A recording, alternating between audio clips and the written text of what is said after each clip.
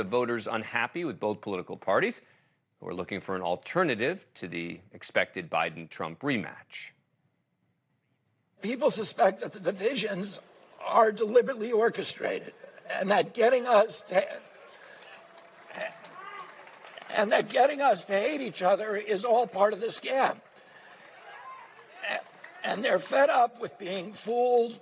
They're ready to take back power. This raises an important question. On the one hand, RFK Jr. is a household name to Democrats. He considers himself a Democrat. But he has also made vaccine skepticism and opposition to the war in Ukraine central points in his campaign, appealing more to some on the right. So who does his independent run hurt more in 2024, Trump or Biden? Real Clear Politics has Trump and Biden nearly neck and neck, and Kennedy could be ready to play the spoiler. The Democrats are frightened that I'm going to spoil the election for President Biden.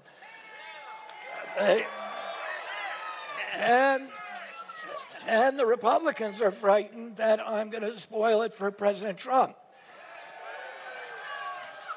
The truth is, they're both right. Yeah, but it's going to have to be more on one side or the other. Look, Republicans are clearly worried. The RNC releasing a statement before his speech was even over, saying in part, make no mistake, a Democrat in independence clothing is still a Democrat. RFK Jr. cannot hide from his record endorsing Hillary, supporting the Green New Deal, fighting against the Keystone Pipeline, and praising AOC's tax hikes. He's your typical elitist liberal, and voters won't be fooled. Joining me now is Shelby Talcott. She's the 2024 campaign reporter for Semafor. She wrote the piece, Team Trump Readies Attacks on RFK Jr. as Spoiler Anxiety Grows. Shelby, thanks for coming on the show. Appreciate it. All right. So talk to us about what we know about the polling on this so far.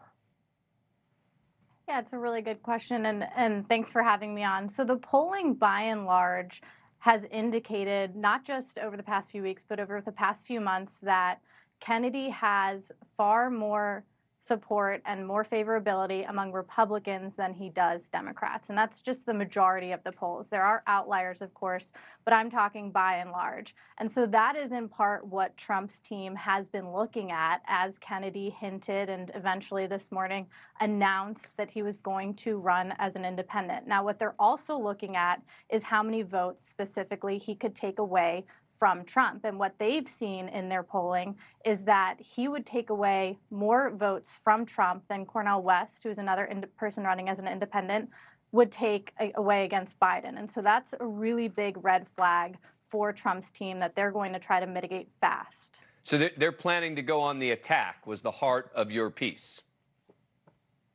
Yeah, they are. And we've already seen it. As you said, the RNC has come out strongly against Kennedy. They plan to remind voters of Kennedy's sort of left-wing policies. Now, the interesting thing when I've talked to Trump allies about this strategy is the question has been raised of whether that's ultimately going to matter, because a lot of Kennedy's left-wing policies are more related to social issues. And as it's been pointed out to me, independents oftentimes can lean a little bit towards the left on these kinds of issues. So it's going to be really interesting to see over the week whether these kinds of attacks from Trump's team and from the RNC are actually effective.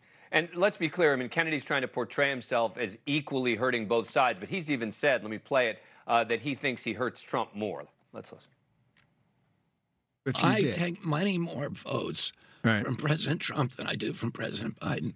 So you think it would be a net asset to Biden? I think that may be one of the reasons they're trying to push me out of the party. And the Trump team seems to agree with them. If you talk to Biden's team also and people close to the White House, they've pointed out to me there hasn't really been a national Democratic campaign against Kennedy in the past few days, and certainly not today.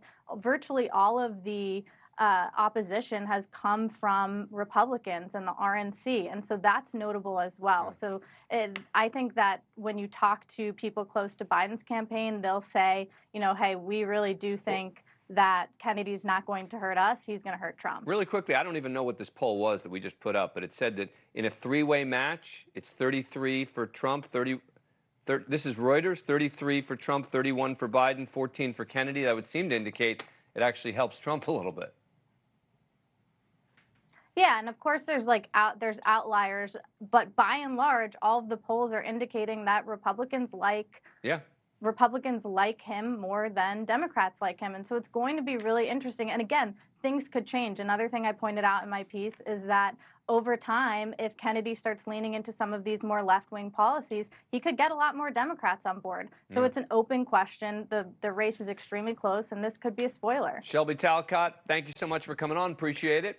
Thank you for watching. Go to newsnationnow.com to find News Nation on your cable provider. And don't forget to click the red subscribe button below to get more of News Nation's fact-driven, unbiased coverage.